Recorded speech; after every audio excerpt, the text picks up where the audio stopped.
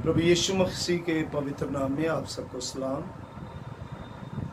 एक बार फिर से मैं पादरी रमेश मसीह हाइड मेमोरियल सीएनआई चर्च मोका आप सबसे रूबरू हूँ। परमेश्वर का धन्यवाद देते हैं आज के सुंदर दिन के लिए। आज प्रभु यीशु मसीह का स्वर्ग आरोहण का दिन है और हम सब उसके स्वर्ग आरोहण में इकट्ठा इस दिन को मना रहे हैं। तो प्रभु आप सबको बहुत बरकत दे। आइए हम दुआ करें। खुदावन, हम आपका शुक्र अदा करते हैं आज के सुंदर दिन के लिए जो आपने हमारे जीवन में दिया कि हम सब तेरी हजूरी में इकट्ठा होकर आज के तेरे इस मुकद्दस दिन को मना रहे हैं जो प्रभु तू अपने जी उठने के बाद 40 दिन इस पृथ्वी पर रहा और जो पिता ने तुझे कार्य दिया उसको संपन्न कर 40 दिनों के बाद परमेश्वर की दाहिनी ओर जाकर तू विराजमान हुआ और हमारे लिए एक सहायक, एक मददगार हमें दिया अर्थात सत्य का आत्मा। और अब जब तू आएगा तो सचमुच हमारे लिए वो स्थान तैयार करके जो तूने अपने लोगों को प्रभु जी वायदा किया कि मैं तुम्हारे लिए जगह तैयार करने के लिए जाता हूँ, तो सचमुच हम उसकी बाट जोते हैं जब तेरी सेकंड कमिंग होगी तो उसके लिए हमें तैयार कर। आज का वचन हम सब के लिए बायस बरकत यीशु मसीह के नसीब। सो आइए हम खुदा की हमद व सना में एक भजन गाएंगे।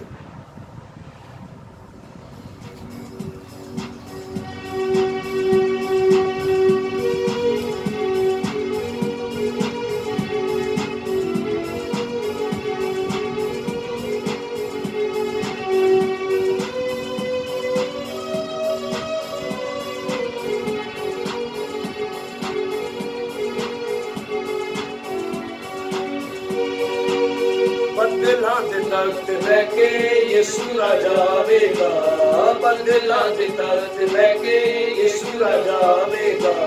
सानू भी हवावां दे कटोले ते उड़ावेगा, सानू भी हवावां दे कटोले ते उड़ावेगा। बदला दे तख्त लेके यीशु राजा आवेगा। होसना होसना यीशु पे आउंदा है, मुबारक मुबारक ओ छेती आउंदा है। होसना होसना यीशु पे आउंदा है, मुबारक मुबारक ओ छेती आउंदा है।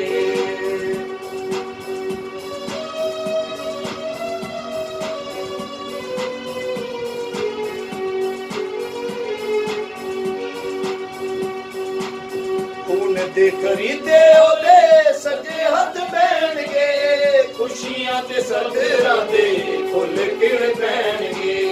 खून दे खरीदे ओले सजे हथ पैणगे, खुशियां ते सदरां दे फुल किण पैणगे। Hallelujah hallelujah hallelujah hallelujah hallelujah hallelujah hallelujah hallelujah hallelujah hallelujah hallelujah. खून दे खरीदे ओले सजे हथ पैणगे, खुशियां दे सदरां दे फुल किण पैणगे। ना लैके जदों यीशु बोल बुलावेगा, ना लैके जदों यीशु बोल बुलावेगा। सानू भी हवावां दे कटोले ते उड़ावेगा, बदला दे तख्त लेके यीशु राजा आवेगा। होसना होसना यीशु पे आउंदा है, मुबारक मुबारक ओ छेती आउंदा है। होसना होसना यीशु पे आउंदा है, मुबारक मुबारक ओ छेती आउंदा है। जिथे यीशु आप रहेगा उथे असीं रहांगे, कट्ठे गल्लां करांगे ते कट्ठे असीं बहांगे। Hallelujah hallelujah hallelujah hallelujah hallelujah hallelujah hallelujah hallelujah hallelujah hallelujah hallelujah hallelujah. जिथे यीशु आप रहेगा उथे असीं रहांगे, कट्ठे गल्लां करांगे ते कट्ठे असीं बहांगे। सोने दियां सड़कां ते सानू ओ चलावेगा, सोने दियां सड़कां ते सानू ओ चलावेगा। सानू भी हवावां दे कटोले ते उड़ावेगा, बदला तख्त बैठे यीशु राजा आवेगा। होसना होसना यीशु पे आंदा है, मुबारक मुबारक खुशी आंदा है। होसना होसना यीशु पे आंदा है, मुबारक मुबारक खुशी आंदा है। स्वर्गां नूं जान दियां कर लो तैयारियां, इन्हां दुखां नालों ते खुशियां ने भारियां। Hallelujah hallelujah hallelujah hallelujah hallelujah hallelujah hallelujah hallelujah hallelujah hallelujah hallelujah. स्वर्गां नूं जान दियां कर लो तैयारियां, इन्हां दुखां नालों ते खुशियां ने भारियां। स्वर्गां दे मिठे मेवे सानू खिलावेगा, स्वर्गां दे मिठे मेवे सानू खिलावेगा। सानू भी हवावां दे पटोले ते उड़ावेगा, बदलां दे तख्त बैठे यीशु राजा आवेगा। होसना होसना यीशु पे आंदा है, मुबारक मुबारक खुशी आंदा है। होसना होसना यीशु पे आंदा है, मुबारक मुबारक खुशी आंदा है। सो आइए हम खुदा के कलाम में से, प्रभु के वचन में से हम पढ़ेंगे मत्ती की इंजील, उसका 28 अध्याय, उसके 11 से 20 वचन तक पढ़ा जाएगा। 11 चेले गलील में उस पहाड़ पर गए जिसे यीशु ने उन्हें बताया था। उन्होंने उसे दर्शन पाकर उसे प्रणाम किया, पर किसी किसी को संदेह हुआ। यीशु ने उनके पास आकर कहा, स्वर्ग और पृथ्वी का सारा अधिकार मुझे दिया गया है, इसलिए तुम जाओ, सब जातियों के लोगों को चेला बनाओ और उन्हें पिता पुत्र और पवित्र आत्मा के नाम से बपतिस्मा दो और उन्हें सब बातें जो मैंने तुम्हें आज्ञा दी है मानना सिखाओ, और देखो जगत के अंत तक सदा तुम्हारे संग हूं। ये मसीह की अंजील है। खुदा बाप अपने कलाम के, अपने वचन के पढ़े सुने जाने पर बरकत और आशीष दे, आमीन। आइए हम दुआ करें। खुदावन तेरा वचन जो सोने से महंगा और शहद से मीठा है, सचमुच जहाँ पर भी तेरा वचन खुलता है वहाँ प्रकाश हो जाता है। जब हम तेरे कलाम को, तेरी वेद की बातों को सुनने, सीखने, समझने के लिए तेरी हजूरी में आए हैं, तो आप पवित्र आत्मा तो हमारी अगुवाई करें। आज का वचन हम सब के लिए बाइस बरकत हो, प्रभु यीशु मसीह के वसीले में, आमीन। सो प्रभु यीशु मसीह के मुकद्दस नाम में आप सबको सलाम। आज का दिन बड़ी खुशी, बड़े आनंद का दिन है, असेंशन डे, यीशु क्रिस्ट के स्वर्ग आरोहण का दिन। सो मेरे अजीजों, प्रभु यीशु मसीह के जीवन को हम 4 महान आश्चर्य कर्म की तरह देखते हैं। पहला उसका देह धारण, दूसरा पुनरुत्थान, तीसरा स्वर्ग आरोहण और चौथा दूसरा उसका आगमन। और आज हम इन चारों में से जो तीसरा है स्वर्ग आरोहण, उस पर हम मनन करेंगे, उस पर हम सीखेंगे। सो मेरे प्रियो, प्रभु यीशु मसीह ने जो उसका पृथ्वी पर का कार्य था उसको प्रभु यीशु मसीह ने पूरा किया, क्योंकि जो पिता ने उसको काम सौंपा था उस काम को यीशु मसीह ने पूरा किया।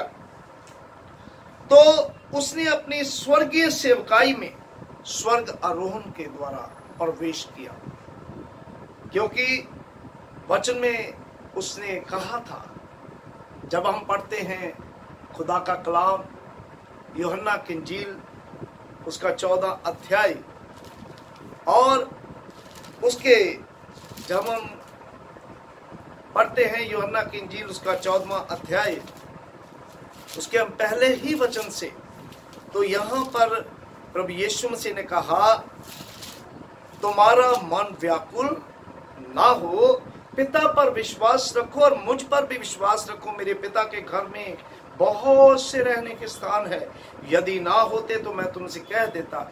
यदि मैं जाकर तुम्हारे लिए जगह तैयार करूं तो फिर आकर तुम्हें अपने यहाँ ले जाऊंगा, जहां मैं रहूं वहां तुम भी रहोगे। तो प्रभु यीशु मसीह का जो पुनरुत्थान के बाद उनका स्वर्ग आरोहण, इस बात के लिए भी हमें सिखाता है कि उनका जाना कितना जरूरी था, क्योंकि वो अपने विश्वासियों के लिए, अपने बरगज़ीदा लोगों के लिए वो स्थान तैयार करने के लिए जा रहे थे। और मेरे अजीजों, हम प्रभु के वचन की बाबत, उसके स्वर्ग आरोहण की बाबत हम खुदा के कलाम में पढ़ते हैं। जब हम देखते हैं प्रेरितों के काम, उसका 1 अध्याय उसके 9 से 11 वचन में स्वर्ग आरोहण की बाबत लिखा गया है।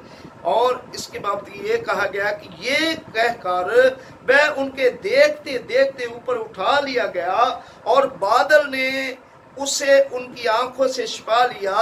और उसके जाते समय जब वह आकाश की ओर ताक रहे थे तो देखो 2 पुरुष श्वेत वस्त्र पहने हुए उनके पास आ खड़े हुए और उनसे कहने लगे, हे गलीली भाइयों, तुम क्यों खड़े स्वर्ग की ओर देख रहे हो? यही यीशु जो तुम्हारे पास से स्वर्ग उठा लिया गया, इसी रीति से तुमने उसे स्वर्ग को जाते देखा है, उसी रीति से वह वापस भी आएगा, वह फिर आएगा। और मेरे अजीजों, यहाँ पर 2 शब्द, एक वो ऊपर जीवित उठा लिया गया, दूसरी बात वो दिख रहा था, उन्होंने रूबरू उसको देखा। और मेरे अजीजों, फिर स्वर्ग आरोहण जो था, स्वर्ग आरोहण की भविष्यवाणी की गई थी। बाइबल में इसकी शिक्षा जो थी वो पहले से ही दी गई थी। ये कोई अचानक घटना नहीं थी, उसकी पहले से ही परमेश्वर और खुदावंद यीशु के द्वारा पुराने नियम में और नए नियम में पहले से ही उसके बाबत पहले से ही लिखा गया था। भजन संहिता उसका 68 अध्याय और उसके 18 वचन में लिखा, तू ऊंचे पर चढ़ा, तू लोगों को बंदवाई में ले गया। ऊंचे पर चढ़ा क्योंकि प्रभु यीशु मसीह ऊपर स्वर्ग पर उठा लिए गए। दूसरी बात 110 भजन संहिता 110 उसके 1 वचन में लिखा, मेरे प्रभु से यहोवा परमेश्वर की वाणी ये है कि तू मेरे दाहिने हाथ बैठ, जब तक मैं तेरे शत्रुओं को तेरे चरणों की चौकी ना कर दूं। स्वर्ग आरोहण के पश्चात तो यीशु पिता के दाहिनी ओर जा बैठा।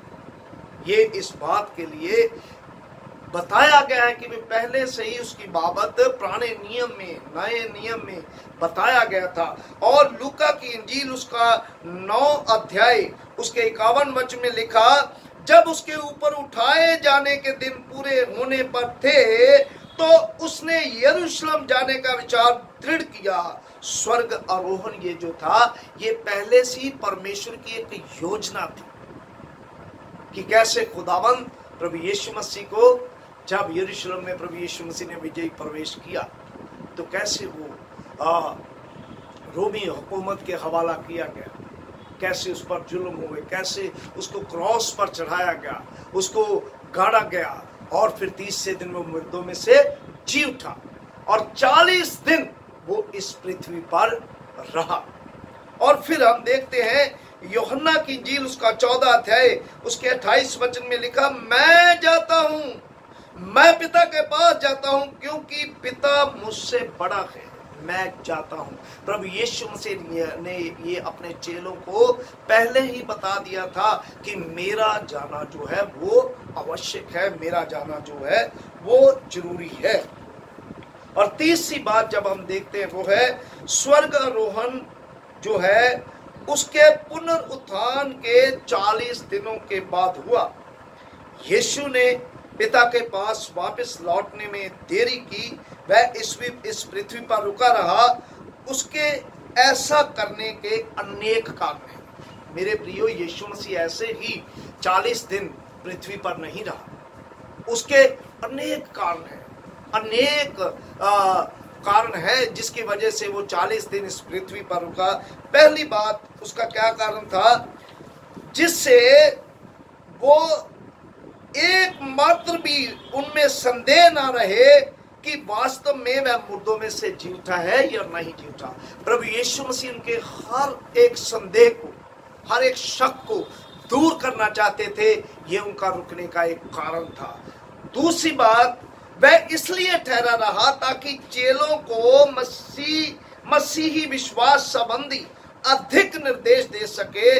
अपने पुनरुत्थान के बाद के दिनों में अपनी पिछली शिक्षाओं को, जो कुछ वो कर चुका था, उसके मृत्यु, गाड़ा जाना, पुनरुत्थान के प्रकाश में अधिक स्पष्टता से वह उनको समझा सके। इसलिए प्रभु यीशु मसीह का 40 दिन रुकना बेहद जरूरी था। फिर उसके बाद हम देखते हैं प्रेरितों के काम, उसका 1 अध्याय उसके 30 वचन में भी इसकी बाबत लिखा गया। उसने दुख उठाने के बाद बहुत से पक्के परिणामों से अपने आप को उन्हें जीवित दिखाया और 40 दिन तक उन्हें दिखाई देता रहा और परमेश्वर के राज्य की बातें करता रहा। इसलिए प्रभु यीशु मसीह का रुकना आवश्यक था ताकि उनको ये बता सके, उनको ये प्रमाणित कर सके और जो बातें रह गई है वो उनको समझा सके। फिर चौथी बात है स्वर्ग रोहन का ढंग। मेरे अजीजों, लूका की इंजील उसका लूका की इंजील उसका जब हम पढ़ते हैं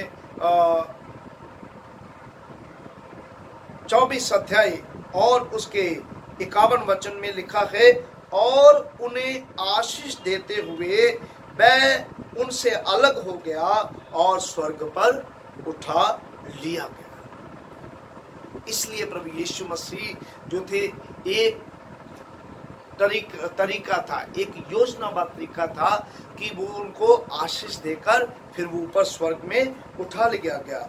यीशु मसीह अब पिता के दाहिनी ओर बैठा है। जब इफिसियां उसका 1 अध्याय उसके 20 पद को हम देखते हैं, जो उसने मसीह के विषय में किया उसको मरे हुओं में से जिलाकर स्वर्गीय स्थानों में अपनी दाहिनी ओर बिठाया। ये परमेश्वर की एक योजना था, ये उसका एक तरीका था, एक ढंग था। फिर उसके बाद कुछ लोगों का इस अभिव्यक्त परमेश्वर के दाहिने हाथ के लिए यह विचार है कि ये प्रतीकात्मक वाक्य है जिसका अर्थ अधिकार है। जो भी हो, मेरा विश्वास है कि ये एक भौगोलिक स्थिति है, क्योंकि स्तिफनस ने प्रभु यीशु मसीह को इस बाबत देखा भी। हम जब स्तिफनस के बारे में पढ़ते हैं, जब उसको पथराव किया गया तो वचन में उसने जब प्रार्थना की, उसने कहा, मैंने स्वर्ग को खुला और मनुष्य के पुत्र को परमेश्वर की दाहिनी ओर खड़ा हुआ देखता हूँ। ये सच है कि अनंत परमेश्वर के लिए स्थान जो है निर्धारित करना कठिन है, परंतु ऐसा किया जा सकता है क्योंकि वो खुद खुदा है, वो कामिल परमेश्वर है। और स्वर्गरोहण की आवश्यकता क्यों थी? क्यों स्वर्गरोहण की जरूरत थी? क्योंकि खुदा का कलाम जब हम पढ़ते हैं तो प्रभु के वचन में लिखा है, यूहन्ना की इंजील उसका 14 अध्याय और उसके 28 वचन को जब हम पढ़ते हैं, यूहन्ना की इंजील 14 अध्याय उसके 28 वचन में लिखा है, तुमने सुना कि मैंने तुमसे कहा, मैं जाता हूं और तुम्हारे पास आऊंगा।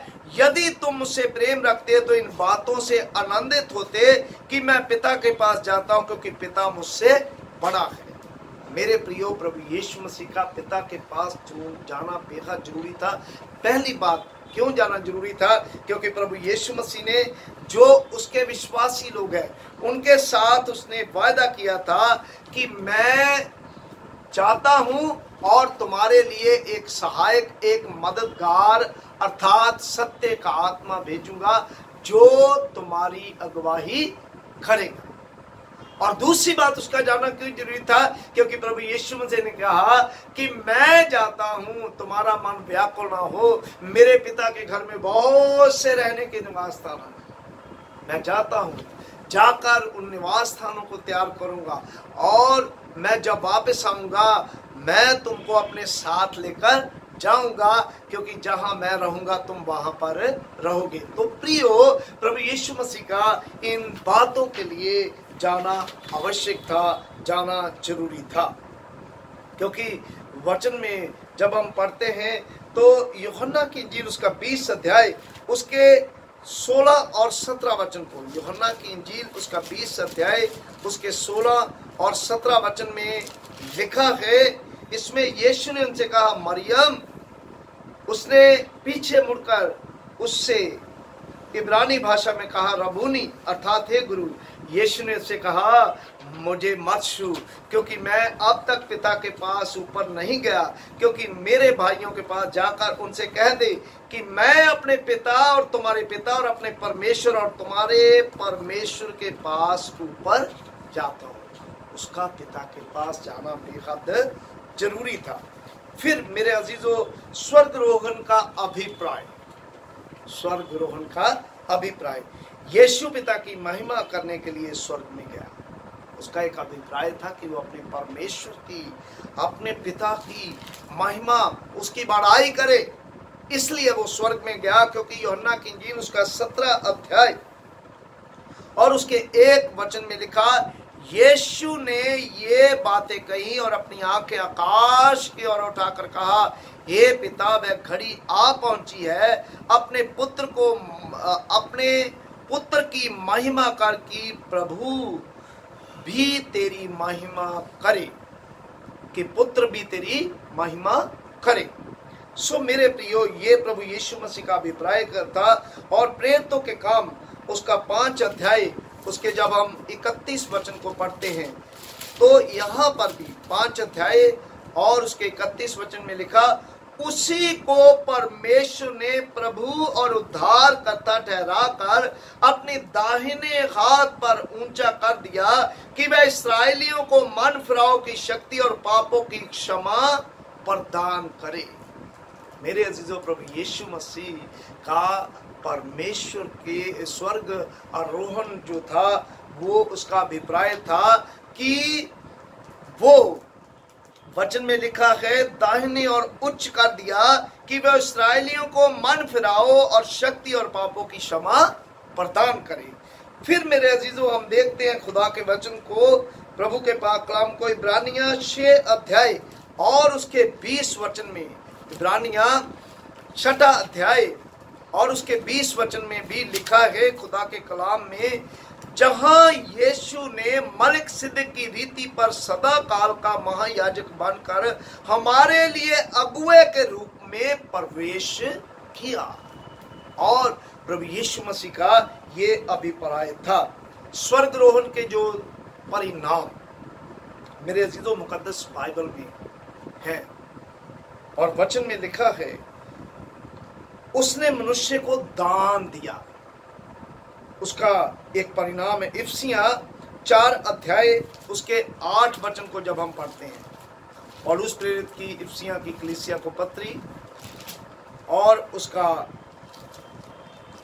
4 अध्याय और उसके 8 वचन में लिखा है, इसलिए वह कहता है, वह ऊंचे पर चढ़ा और बंदियों को बांध ले गया और मनुष्य को दान दिए। मेरे अजीजों, ये उसका एक परिणाम है। और फिर हम देखते हैं प्रभु के वचन को, प्रेरितों के काम उसका 2 अध्याय उसके 33 वचन में लिखा है। प्रेरितों के काम 2 अध्याय और उसके 33 वचन में लिखा है,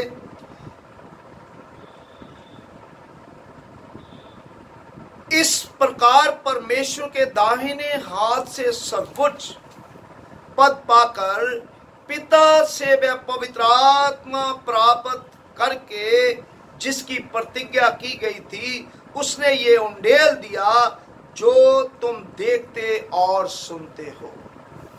मेरे अजीजों, ये हमारे लिए जो पवित्र आत्मा वो सहायक उसने मददगार हमें दिया, वो एक बहुत बड़ा परिणाम है। फिर हम देखते हैं खुदा के कलाम को, प्रभु के वचन को, इब्रानियां 1 अध्याय और उसके 3 वचन को जब हम देखते हैं खुदा के कलाम में, इब्रानियां 1 अध्याय उसके जब हम 3 वचन को देखते हैं तो खुदा के कलाम में लिखा है, वह उसकी महिमा का प्रकाश और उसके तत्व की छाप है और सब वस्तुओं को अपनी सामर्थ के वचन से संभालता है। वह पापों को धोकर ऊंचे स्थानों पर महिमा महिम के दाहिने जा बैठा। मेरे अजीजों, वह उसकी महिमा का प्रकाश और उसके तत्व की छाप है और सब वस्तुओं को अपनी सामर्थ के वचन से संभालता है। वह पापों को धोकर उसके ऊंचे स्थानों पर महिमा में के दाहिने जा बैठा है। सो मेरे अजीजों, आज जब हम ये दिन मना रहे हैं प्रभु यीशु मसीह के स्वर्ग आरोहण का, तो सचमुच ये हमारे लिए बहुत बड़ी एक आशीष है, बहुत बड़ी बरकत है।